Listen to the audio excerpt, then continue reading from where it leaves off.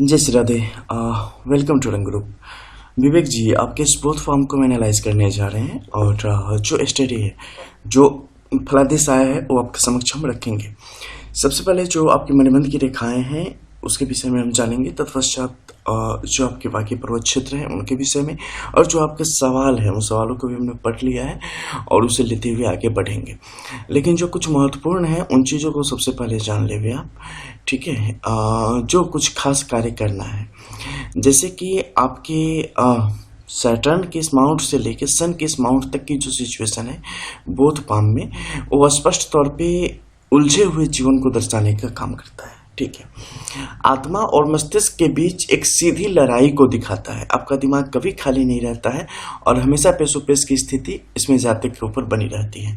पता नहीं विवाह संबंधों में आपके जाने की वजह क्या थी, नहीं थी, जबकि कई बार आप सोचते थे कि नहीं, अब आध्यात्म ही आपका जीवन है, इसमें जीवन आगे की तरफ बढ़ा के ले जाना है। लेकिन चूंकि असमय पिता आपके कालकलवित हो गए, तत्पश्चात आपकी माता जी और उस परिस्थिति में अपने जो कुछ ऋण हैं उन्हें चुकाने हेतु अगर आप इस पथ पे आगे बढ़े हैं, और चूंकि कहीं ना कहीं आपके मन में भी इस संस्था के प्रति, यानी कि वैवाहिक संस्था के प्रति जो है सो एक सॉफ्ट कॉर्नर था जिसने आपको यहाँ तक लाने का काम किया है, और प्रेम के प्रति आपका रुझान बहुत ही बेहतरीन था। लेकिन जीवन में अगर सफलता की आप अगर बात करते हैं तो सीधे सपाट शब्दों में आप अगर कहें तो सफलता तो आपको मिली नहीं कभी, ठीक है। आपकी ज़िंदगी आसान रही नहीं है।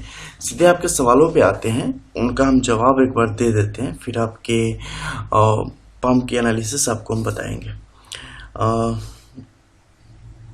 मुझ में बहुत से टैलेंट नहीं है ऐसा लगता है मुझे, बट मैं किसी चीज़ पर फोकस करके बढ़ नहीं पा रहा हूँ। या आपने ऐसा लिखा होगा कि बहुत से टैलेंट है ऐसा लगता है, फोकस करके नहीं बढ़ पा रहा हूँ। यही तो प्रॉब्लम है। जैसे ही आपस में यहाँ पर आपका शनि और सूर्य के मध्य में ऐसी युति का निर्माण होता है, तो इस जातक को आज से नहीं, बाल्यावस्था से जातक को भटकाने का काम करती है। और सच पूछो तो आपके अंदर, आपने जैसे बोला ना कि टैलेंट है नहीं है, गूढ़ ज्ञान बहुत ज़बरदस्त है, ठीक है।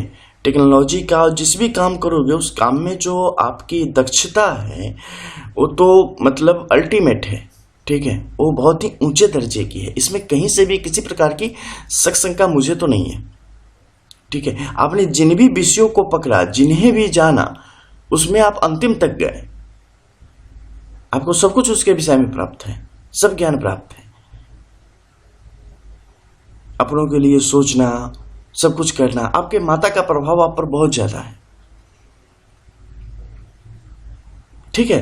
तो इसका प्रभाव तो है, लेकिन उसका प्रयोग, उसका आपके अपने अपने हक में इस्तेमाल जैसी चीज़ें आपके लिए मुश्किल है। सबसे पहले तो जैसे ही मौका मिले, आप मुंबई में रहते हैं, त्र्यंबकेश्वर में जाएं, वहाँ पर जाके कालसर्प दोष की शांति आप एक बार करवा लें, ठीक है। ये आपके लिए अत्यंत आवश्यक है। मैं आपकी कुंडली नहीं देख रहा हूँ, लेकिन आपकी हथेली स्पष्ट तौर पे कह रही है। इसके अलावा अगर वो नहीं करवाएं तो श्रीमद् भागवत जी आप अपने घर में ले आवें। श्रीमद् भागवत, भागवत गीता नहीं, श्रीमद् भागवत के 2 खंड होंगे। द्वितीय खंड में 10वें स्कंदे में 16वां अध्याय होगा, कालिया प्रविजय। नित्य प्रति इस एक पाठ का सेवन करें, एक पाठ नित्य प्रति सुबह स्नान आदि पश्चात शुभ आसन पर सुसज्जित होकर बैठ के और श्रीमन नारायण को प्रणाम करके, श्री ठाकुर जी का चरण वंदन करके और इस पाठ का आरंभ करें। आपकी अधिसंख्य समस्याओं का एकमात्र उपाय है, ठीक है। इसके बाद आपका है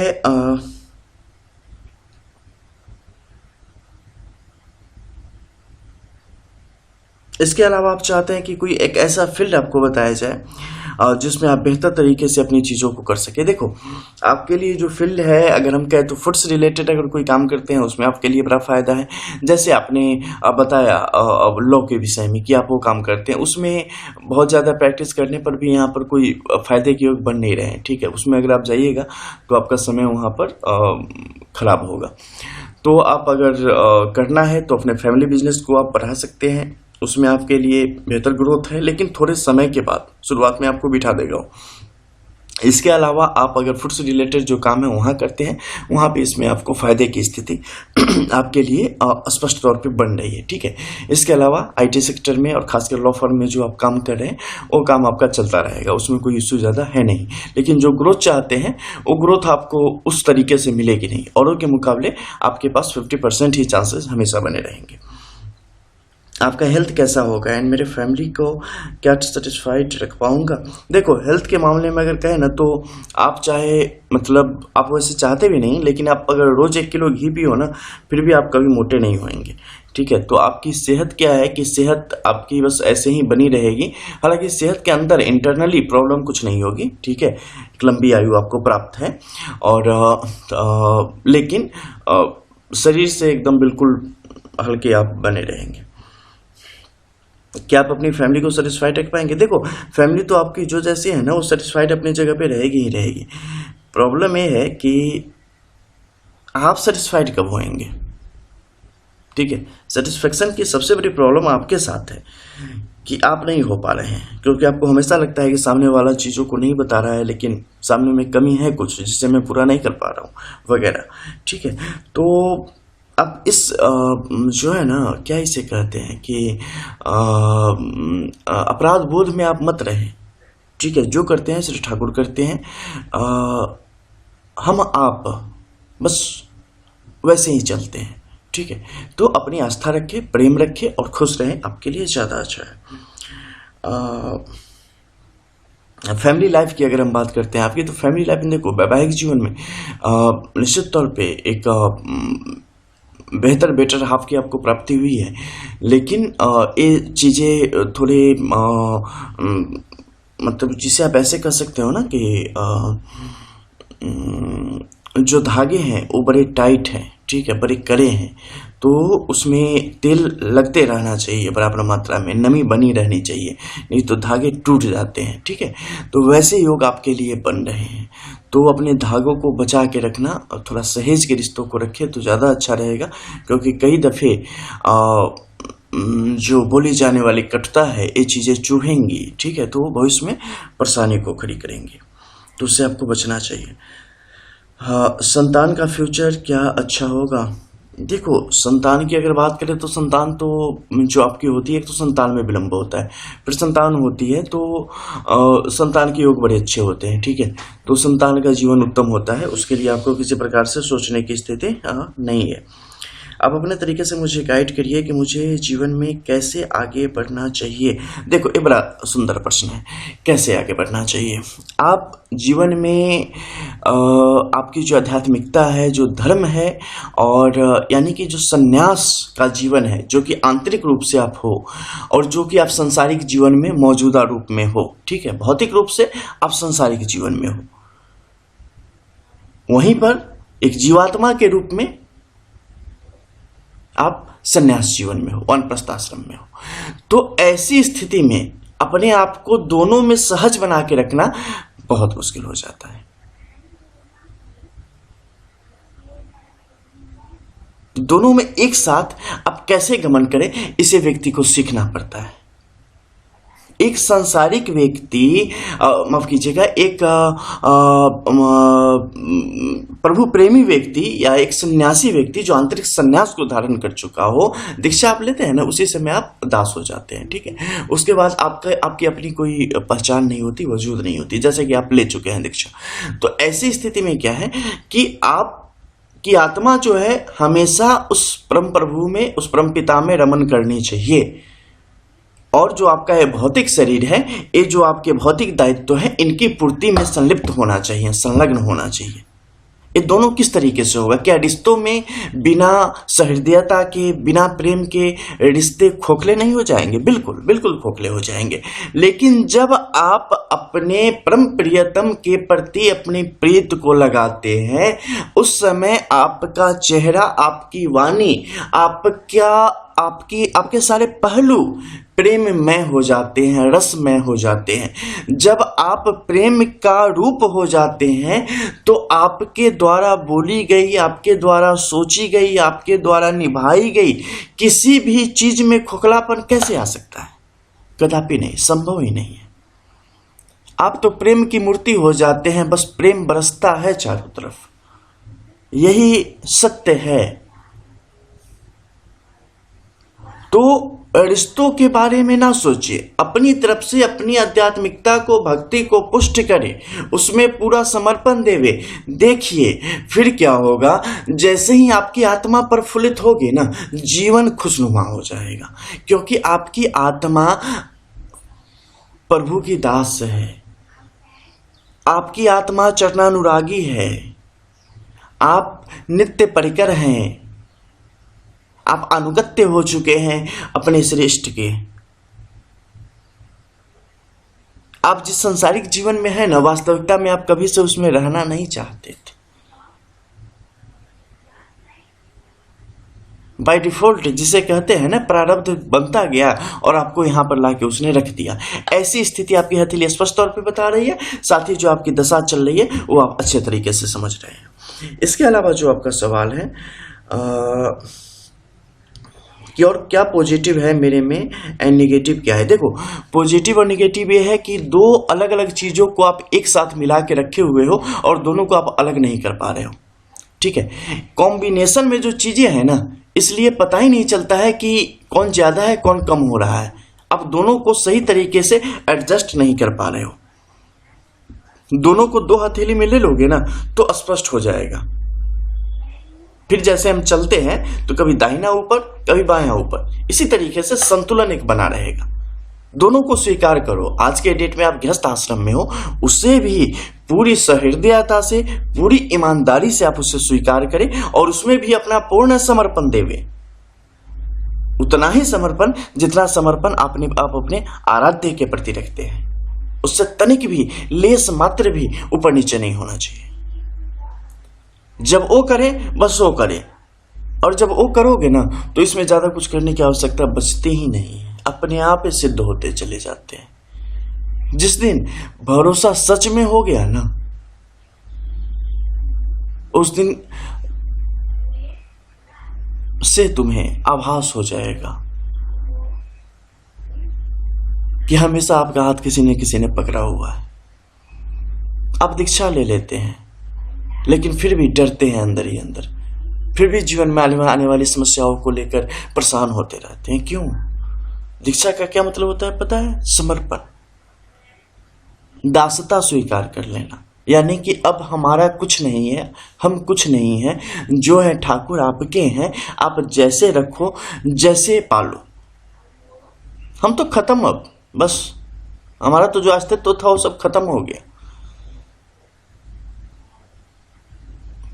लेकिन जब ऐसी प्रीति होनी चाहिए, और ऐसी प्रीति होने के पश्चात भी अगर आप संसार के भवसागर में लिपटे हुए हो, फंसे हुए हो, काम क्रोध लोभ मोह छल कपट वगैरह जो व्याधियां हैं, इंद्रियां आपके ऊपर अपना प्रहार कर रही है, आपको अपने आगोश में ले रही है, तो किस प्रकार की दीक्षा ग्रहण करी आपने, किस प्रकार का ज्ञान ग्रहण किया आपने? आपको सोचना पड़ेगा, आपको सही अर्थों में सोचना पड़ेगा इन विषयों पर।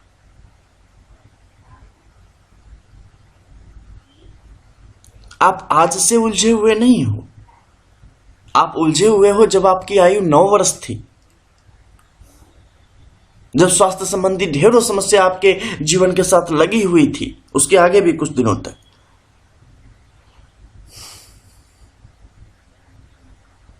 उलझन शुरू से ही आपके साथ रह गई, प्रॉब्लम ये हो गई, न परिवार सही अर्थों में आपको समय दे पाया, न समझ पाया, न आप उन चीजों को समझ पाए। ज्यादातर समय मेरे ख्याल से आपका ननिहाल में भी बीता है यहाँ पे।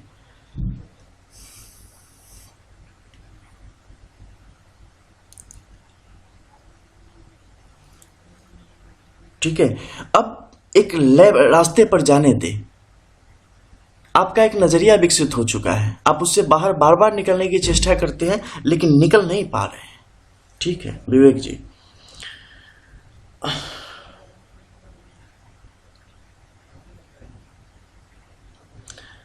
क्या क्या निगेटिव है और किस सिचुएशन में सावधान रहना है? आपको सावधान रहना है बदलती हुई दुनिया से, बदलते हुए परिदृश्य से, बदलती हुई परिस्थितियों से।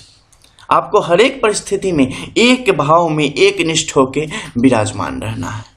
चेहरे पे मुस्कान, ललाट पे चमक बिल्कुल वैसे ही बनी रहनी चाहिए। हम अपना कार्य करेंगे, हम अपना कर्तव्य करेंगे, वो पूरी ईमानदारी से करेंगे जो भी हमारा कर्तव्य है, और कहीं से भी शक संदेह की स्थिति अपने इष्ट के प्रति नहीं लाएंगे, खुद के प्रति नहीं लाएंगे। हम ऐसे काम करेंगे जैसे मेरे परमपिता सब कर रहे हैं, संभालने वाले वो है ना।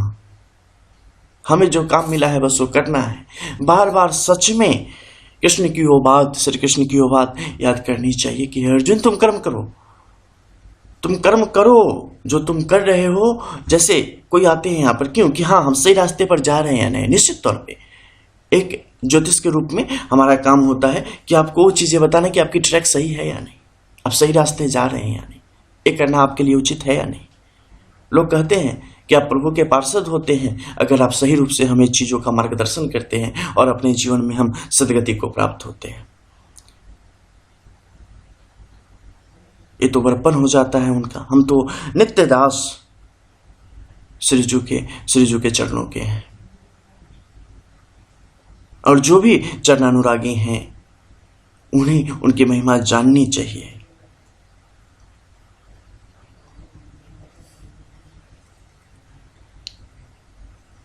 आपको सावधान रहना है बस बदलते हुए परिदृश्य से। आपकी निष्ठा न डगमगाने पाए और अपना कार्य करते रहे। नए पथ की तरफ, बिजनेस की तरफ आप बढ़ेंगे, आपको सफलता मिलेगी, कोई दिक्कत नहीं है। लेकिन रुक जाना, क्योंकि हलचल इतनी जबरदस्त होगी ना कि पूछो मत। आपको मतलब ऐसा तूफान आएगा कि चाहेगा उड़ा के हटा दे। लेकिन अगर आप अड़ जाओगे तो बन जाओगे। और ऐसा क्या करे कि मैं अपने जीवन के परम लक्ष्य को प्राप्त कर सकूं। सारी बातें तो उसी के निमित्त हो रही है। हर एक आश्रम की एक समयाविधि थी। पूर्व काल में जब आप आएंगे तो 100 वर्ष का अगर एक समय था किसी जातक का, किसी व्यक्ति का, तो उसमें सब कुछ था। 25 वर्ष इसके लिए, 25 वर्ष इसके लिए, 25 वर्ष उसके लिए और 25 वर्ष उसके लिए। बाल्यावस्था से लेकर वृद्धावस्था तक।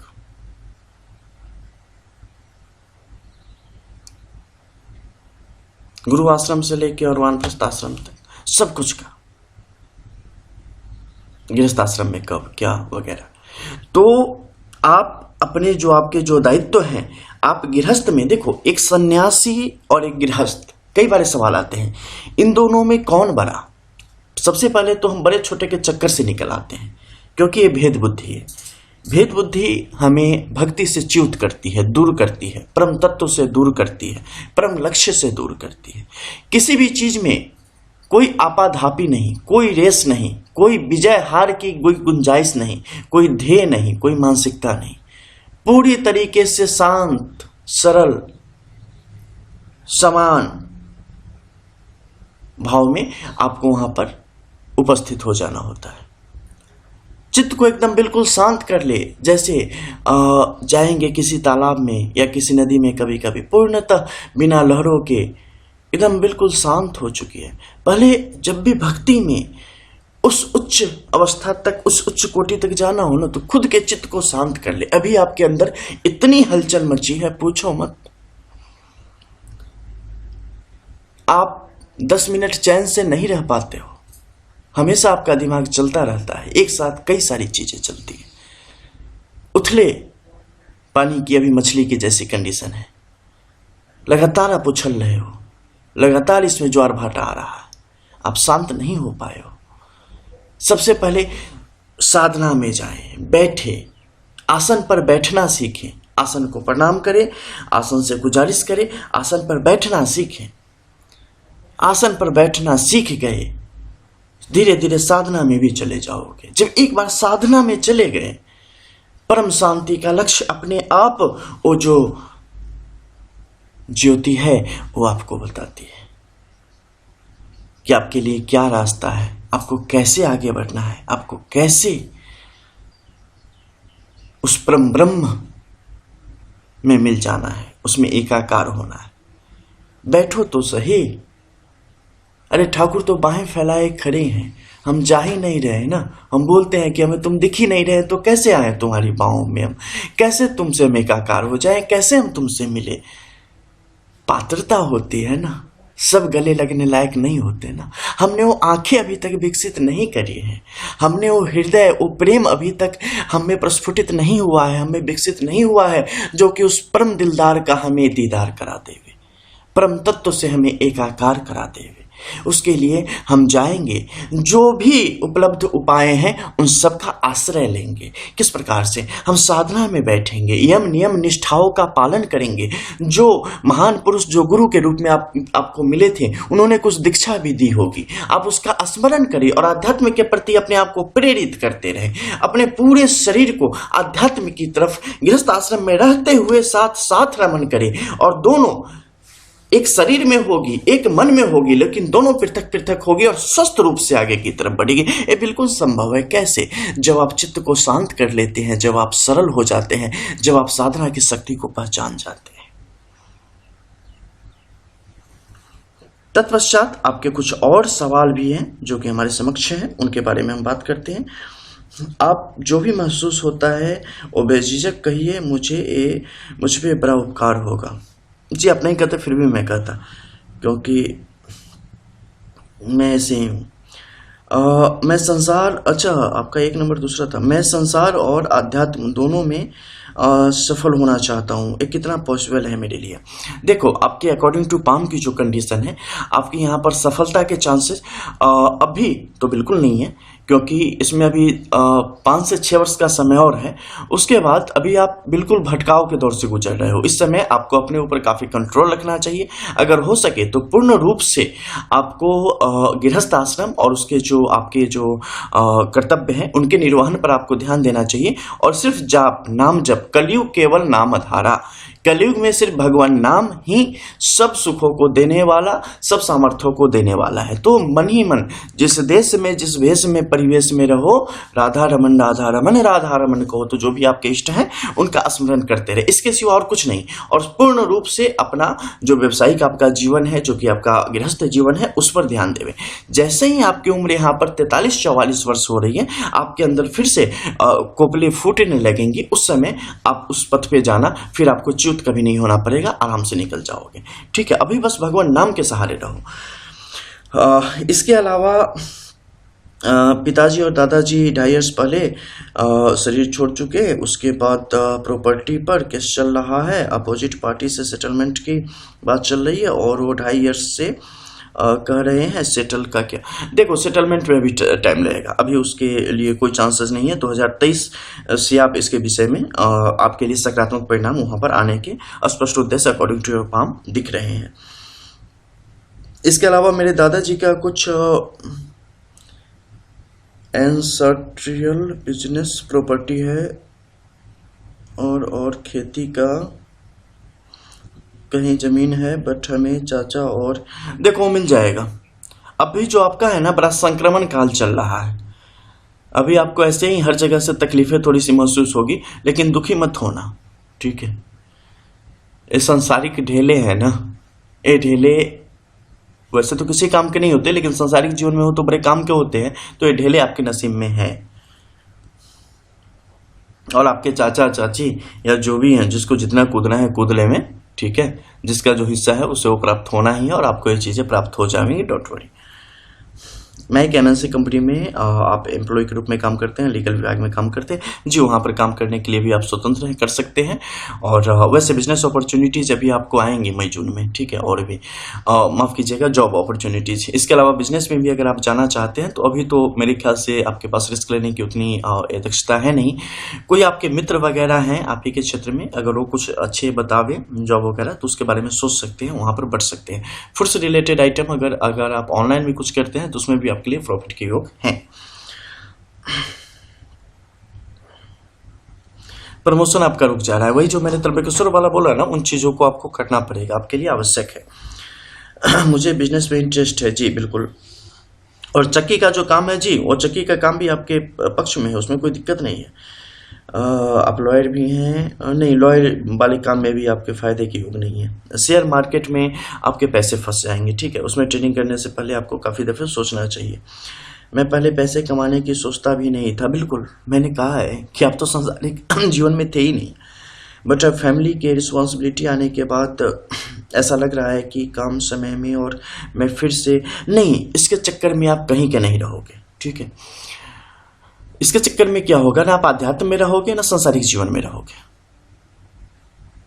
इसलिए जो भी कार्य है, ठीक है। अच्छा बताओ ना, कोई भी बच्चा देखा है जो एक बार में 20 साल का पैदा हो जाए, 40 साल का बच्चा तो मतलब एक दिन का ही पैदा होता है ना। उसी प्रकार से कोई भी काम में जो है ना, एक ही दिन में चाहोगे कि बहुत बड़ी संपत्ति मिल जाए तो बड़े मुश्किल है छोटे से समय में। सबको कोई भी बड़ा अच्छे अच्छे फल देने वाले पौधे भी एक समय में उन्हें छोटे रूप में लगाया जाता है, तभी वर्षों की मेहनत के बाद वो बड़े फल दे पाते हैं। ठीक है, हाँ, कुछ ऐसे होते हैं जिन्हें तुरंत लगाओ और तुरंत बड़े हो जाते हैं, कुछ ऐसे भी फूल वगैरह के पौधे होते हैं। तो वैसे भी ये नियति पर निर्भर करता है और आपके काम पर निर्भर करता है। जो जल्दी बड़े होते हैं वो जल्दी नष्ट भी हो जाते हैं। ठीक है, जो जितना घिसेगा वो उतना चमकेगा, सीधी सी कहानी है। जो जितना समय लेगा वो उतने समय तक राज करेगा। तो ऐसी स्थिति है आपके लिए। एंड कम समय और मैं फिर फ्री होके आध्यात्म। देखो, ये जो आपने बात कही ना, ये बहुत सारे लोगों की समस्या है। मैं फ्री होके करना चाहता हूं।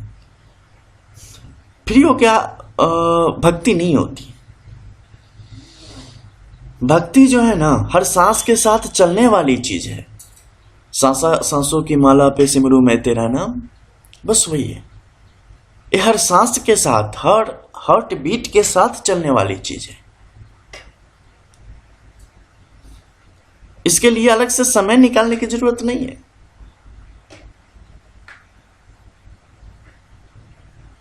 अगर आपको समय निकालना पड़ रहा है, आपके मन में हो रहा है कि हम समय निकाल रहे हैं, तो आप भक्ति नहीं कर रहे हो, माफ करना, आप अपना कर्तव्य निर्वहन कर रहे हो। ये भक्ति नहीं है और नहीं ये कहीं पहुंचाने वाली है, सीधी बात।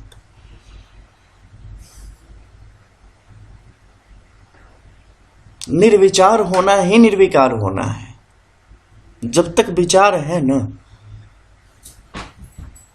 तब तक भक्ति कहां है। भक्ति तभी आवेगी जब विचारों से मुक्त हो जाओगे। इससे मुक्त होना जातक के लिए यहां पर आवश्यक हो जाता है। आपकी शादी के 3 ईयर से ज्यादा हो गए हैं। संतान प्राप्ति का योग कब है? संतान प्राप्ति में समय लगने के स्पष्ट योग है। आपकी वाइफ की अगर स्थिति बेहतरीन होगी तो 2021 लास्ट में ही आपको शुभ समाचार की प्राप्ति होगी, लेकिन उनमें अगर कुछ प्रॉब्लम होगी तो 2022। क्या मैं जीवन में कुछ बड़ा आउटस्टैंडिंग चीज कर सकता हूं जिस पर मुझे और मेरे परिवार सभी को फक्र हो? आप परिवार की चिंता मत करो, आप अपनी चिंता करो। ठीक है, ये कुछ मैं बेहतर कर सकता हूं, आप कर सकते हैं जब आप बहुत ज्यादा सोचना बंद कर देंगे और बहुत ज्यादा करना शुरू कर देंगे। पिताजी के जाने के बाद मेरी आध्यात्मिकता में गिरावट आई है, बट ये आगे फिर से बढ़ सकती है। जल्दी ये समय लग सकता है। मैंने साक्षात्कारी महापुरुष से दीक्षा ली है, इसलिए मेरे अच्छा होगा, ये पता है। ये किसने कहा? ये नई बात सुन रहा हूं।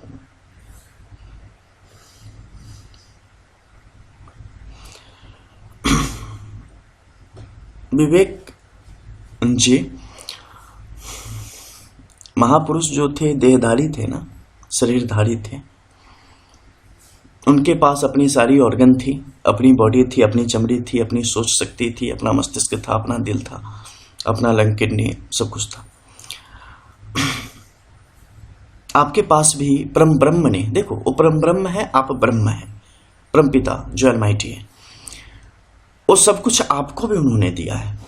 जैसे जो आपके महापुरुष जिनसे आपने दीक्षा ली, आपके जो सदगुरु देव हैं, उन्होंने भी किसी से दीक्षा ली होगी।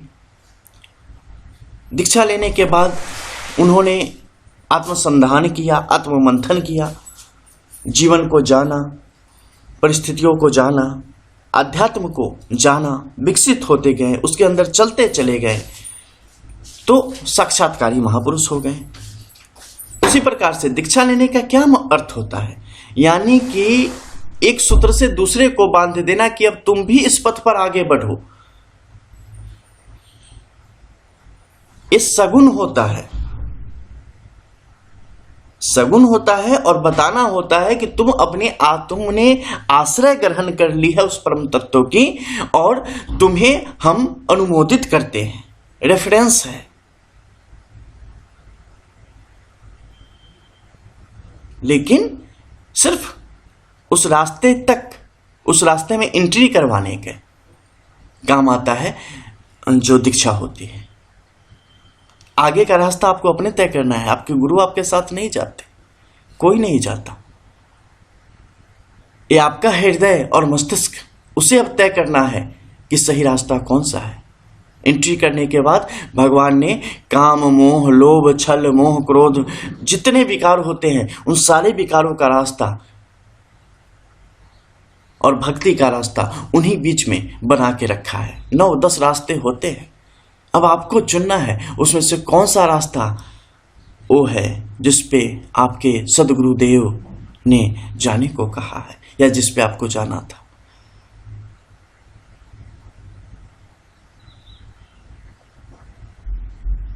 आपकी दौड़ आपकी है, आपकी दौड़ में कोई आपका सहायक नहीं होता, आपको खुद रास्ता तय करना होता है। इस मुगालत में कभी मत रहें, इस मुगालत में कि किसी से बेड़ा पार हो सके ना। कहा जाता है फलाने जगह स्नान कर लो, फलाना तीर्थ कर लो, सारे जन्मों के पाप खत्म, मोक्ष की प्राप्ति हो जावे। तो हम भी देख लेवे, नहीं होती है। चले जाओ बनारस से मणिकर्णिका घाट, काशी में लोग कहते हैं यहाँ पे जो होते हैं उसे स्वयं शिव जी तारक मंत्र उसके कानों में सुनाते हैं, दाहिने कान में, और वो कभी जो है सो फिर उसे जन्म मृत्यु के चक्कर में नहीं आना पड़ता। अरे भैया कहा क्या है अभी तो देख लो, जिसकी इस महाशमशान इस मणिकर्णिका भूमि पर मृत्यु होवेगी। ये नहीं कहा ना कि जो मृत्यु होके और जो सब यहाँ आएंगे उसके कानों में मैं सुनाऊंगा। पंडों ने जोड़ दिया अपनी चीजों को, ऐसे नहीं होता है, ठीक है। तो चीजों को समझो। तो इस तरीके से आपके जो सवाल हैं, हाँ, नियम पर दृढ़ता से कैसे चलो। दृढ़ता से चलना आपके ऊपर है, आप चलना चाहते हैं या नहीं चलना चाहते हैं। जब तक आप बहिर्मुखी हैं तब तक आपके साथ समस्या है। व्यक्ति का जब जन्म होता है, जन्म काल से ही वो बहिर्मुखी होता है, यानी कि बाहर की चीजों को देखता है, बाहर की चीजों में लिप्त रहता है। जिस दिन वो अंतर्मुखी हो जाता है, यानी कि खुद के अंदर चला जाता है, उस दिन उसका कल्याण हो जाता है। जैसे राधे। तो उसी प्रकार से आपका सर्वश्रेष्ठ कर्म है कि आप बहिर्मुखी अवस्था से बाहर निकले और अंतर्मुखी अवस्था तक जाएं। इसमें कुछ शुरुआती सोपान हैं जो कि आपकी मदद कर सकते हैं। इसके लिए आप 10 दिनों का जो विपश्यना कोर्स है उसमें जा सकते हैं।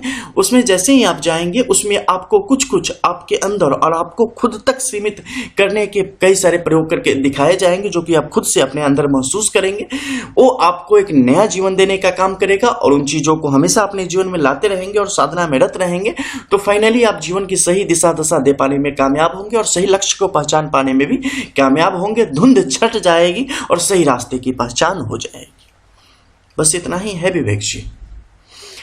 गुरु के इस पर्वत क्षेत्र की अगर हम बात करते हैं, लेकिन उससे पहले निश्चित तौर पे हमें जाना चाहिए मणिबंध की रेखाओं में। मणिबंध की रेखाओं की अगर प्रथम रेखा की स्थिति की अगर यहाँ पे बात करें तो रेखाएं धीरे धीरे गहरी होती चली जा रही है, जो कि जीवन के प्रति आपकी समझ को दर्शाने का काम करती है। धन और सुख की स्थिति साथ साथ चलेंगी, कोई विकार के योग नहीं है। अब हम ऊपर के क्षेत्र में चलते हैं और वहां से जानते हैं कि आपके गुरु की स्थिति कैसी है। गुरु की अगर बात करते हैं तो शनि की तरफ झुकती चली जा रही है। शनि की तरफ झुकना यानी कि संसार के कार्यों में और संसारिक चीजों में और मानसिक रूप से दशाओं में उलझना, ठीक है। सबसे ज्यादा अगर आपके शरीर में कोई थका है तो आपका दिमाग थका हुआ है, बहुत ज्यादा परेशान रहते हैं, ठीक है। तो इससे बाहर निकले, आपके लिए अच्छा होगा। गुरु यहाँ पर आपके लिए अच्छा है, आपके पितरों की संपत्ति आपको प्राप्त होगी, ठीक है। और भक्ति के मार्ग में भी आप आगे की तरफ बढ़ेंगे, इसमें कहीं से भी कोई दो मत की बिल्कुल भी स्थिति नहीं है।